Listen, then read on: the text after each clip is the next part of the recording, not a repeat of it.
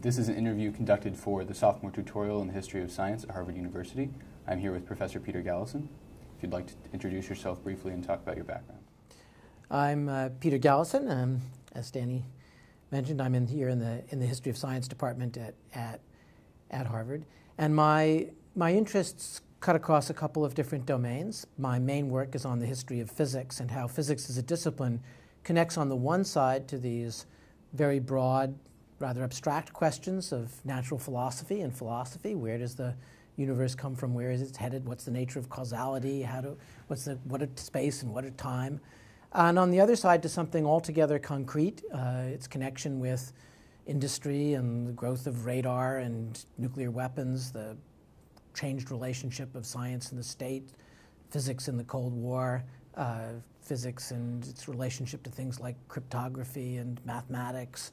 So what interests me about physics is that it is so multiply connected to our world, to very abstract things and very concrete ones.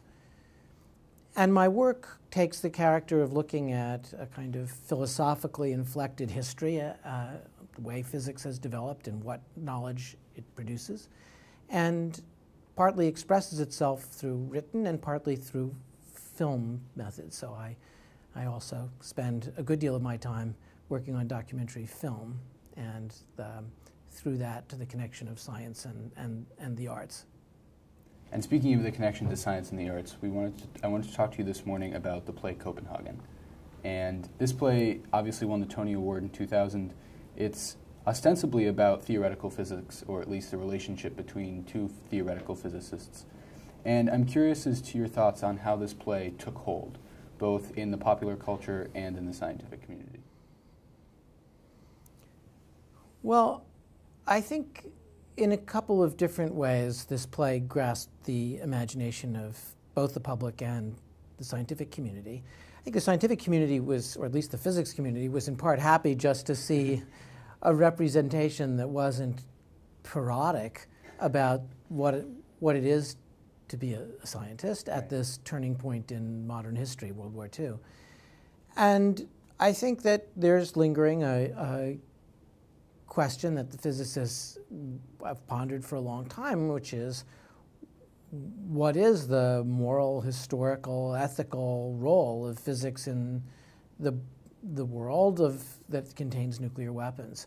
And this has been addressed by many different playwrights and filmmakers over time. I mean, it was the concern of sort of coded through Galileo was part of Brecht's interests. Dürrenmatt has a play, The Physicist. I mean, it's something that's come up over and again. And I think that for the public, as well as for the scientific community, the choices that people had to make, the scientists had to make about to participate or not participate in the nuclear weapons building project is something that remains quite vital to us. Even if there are other weapons of mass destruction, nuclear weapons have a hold on us in a way that's like none other, and for good reason. They are much more dangerous than poison gas or some of the other things that we worry about. Not that those are so great, but and I think that finally, I think that physicists have always been fascinated by the fact that this moment, this historical confrontation between Niels Bohr, who created the modern quantum theory, and back at the early part of the 20th century, and Heisenberg was, here that Heisenberg helped make quantum mechanics, the kind of systematized, mathematized version of the theory that Bohr had begun to develop, and he had studied with Bohr, and they were very close. They had this real friendship, and then ended up on opposite sides of World War II. And the incident on which the play is based is clearly a true one and not disputed, and that is that during the occupation of Denmark, Werner Heisenberg visited Bohr, and they had a discussion, and it didn't go well. And after that sort of agreed upon moment, there's a lot of dispute about what actually transpired and what Margareta, the wife of Bohr, thought had happened, and how Bohr recalled it and wrote about it in the period after that to Heisenberg in a series of letters. Bohr would write and rewrite the same letter over and over again, and as he did with so many of his writings. And then Heisenberg, as he spoke about the meeting to other people and reflected on it. Each of these gave it a kind of Rashomon-like interpretation of what had actually happened. And I think Freyne was fascinated by that confrontation of a quite restricted moment and what could be refracted through it about meaning and relationships and sort of filial and Oedipal struggles between Heisenberg and Bohr, the epic confrontation between the Allies and the Nazis in World War II, the future of nuclear weapons. I mean, there was a lot at stake here. Right. So what was Heisenberg after? Was he trying to pry information out of Bohr? Was he boasting? Was he expressing moral doubt about what he was after? This cycle of questions became central to Freyne's play. And I think that moral conundrum and the ambiguity of meaning and significance and memory, of giving versions of history, all that appealed to a broader public in a rather immediate way around this issue of high-stakes weaponry. At stake in the play, especially in its earlier pages, is a question of Jewish physics and Nazi physics. There's one point in which Margareta points out that the men who held the chairs in theoretical physics in Europe were Jews because it was theoretical physics. And why was theoretical physics sort of looked down upon in that time? Why would she make that comment? Well, theoretical physics is fairly recent. I mean, we think of physics, it's easy to think of physics as something that's always been there. Mm-hmm. Aristotle had physics, the pre-Socratics had physics, and it got better, improved in various technical ways by Galileo and Descartes and Newton and up through Einstein and so on. But actually that's not true at all. Physics in a recognizable form that has experimentation and theorizing at its core, that had a kind of clear identity of a theoretical physicist and an experimental physicist, that's all very recent. And it begins really in mid-19th century Germany, where the professor, the professor ordinarius, as he would call him, it's the more important role. The extraordinary professor is actually less important, but the ordinary professor, the ordinarius professor, was the person who was in charge of what was called the physical cabinet, the apparatus of the, say, Göttingen or Leipzig or wherever it was. And so there would be, because without the instruments you couldn't do anything. So as physics began to expand in the mid to late 19th century, you had a group of very good physicists who people recognized as being quite extraordinary, but you couldn't have more than one person in charge of the physical cabinet. So in essence, theoretical physics was constructed as a way of giving those people, certain people, ordinarius status, and so keeping them, without giving them control of the apparatus. So who could you give that to? Well, you give it to people whose work was not attached to specific machines and instruments. So that's really when theoretical physics begins to form. It gets going later in the United States, for example. Here at Harvard, when Edwin Kemble did the first theoretical physics thesis about what we now call the old quantum theory, the quantum theory that Bohr had come up with in around 1913, they handed it in, and the colleagues in my other department in physics said, "This is terrific, excellent work, young Kemble. Now do an experiment, because this isn't yet meritorious of a PhD."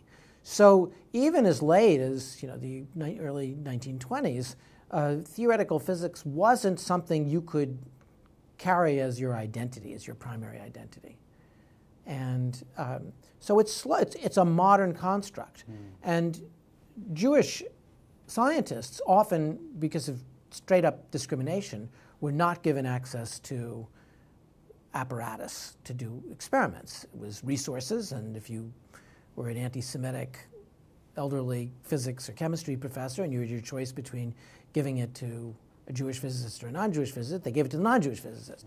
So the path to being a scientist was somewhat restricted, and the Jewish physicists who succeeded in that period were ones who were able to make their way through theory and who could become major players in this world without controlling a body of instruments and machines.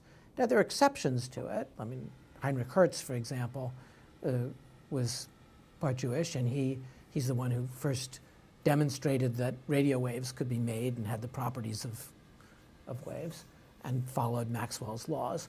But that was really quite exceptional. Most of the physicists who were Jewish came up through theory. So what Margareta was referring to in the play at that point, or I take it Frayne has her referring to in the play, is that theoretical physics had a higher preponderance of Jews in it than other branches of science.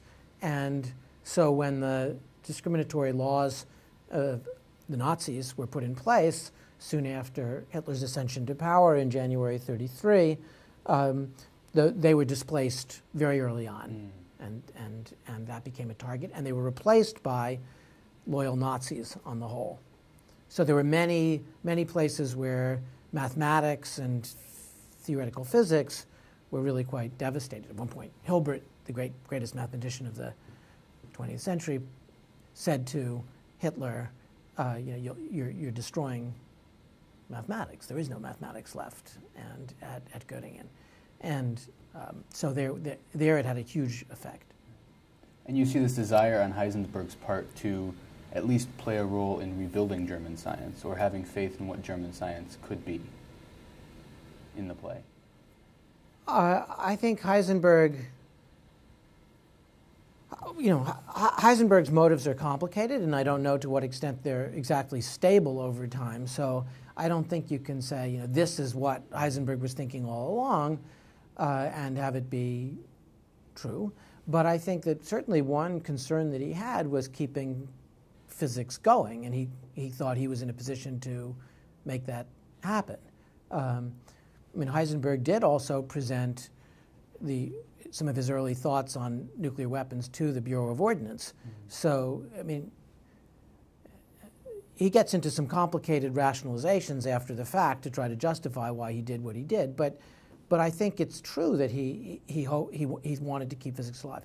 One difference with the United States that's very important to remember is that the scientists were drafted.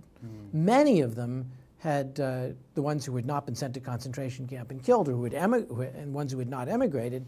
The ones who were there, who were, racially okay, were often drafted, and many of them died on the Eastern Front before, in the mid part of the war, Hitler and Speer and others began to order scientists to not be sent off to the front, whereas the United States, right from the beginning, had set aside scientists in these big scientific projects, of especially the two big ones, radar and the atomic bomb.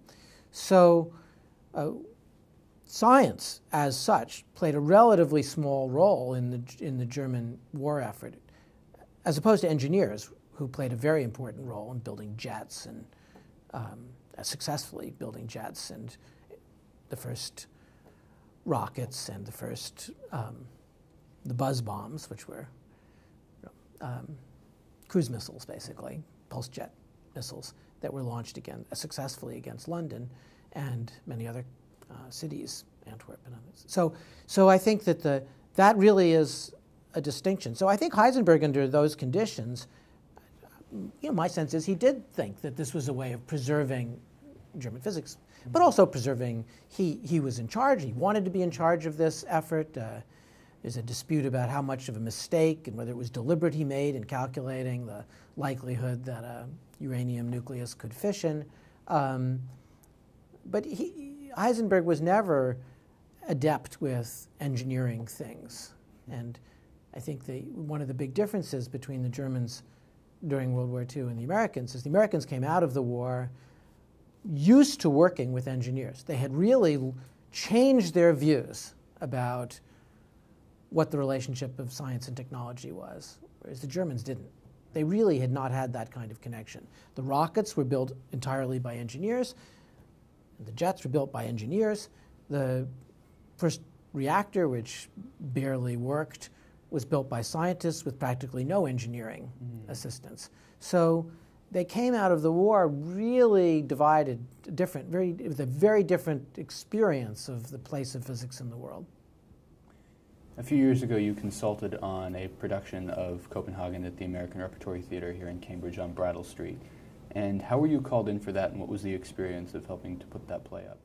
Well, I don't want to exaggerate my role. I mean, I came in and I talked with the actors and the director, and we went over what was at stake. We talked a little bit about the history and mainly about who the characters were, how I thought about Bohr and Heisenberg in particular, and what was at stake for them. What was at stake for them in their moral memory of what had happened, and what was at stake in physics and weapons terms, and where the Nazis and the Allies were in their war efforts at the moment this happened. And so it was really trying to get a sense, I mean, my small role in that was to help give a sense of who these people were and how they would have seen themselves at that moment.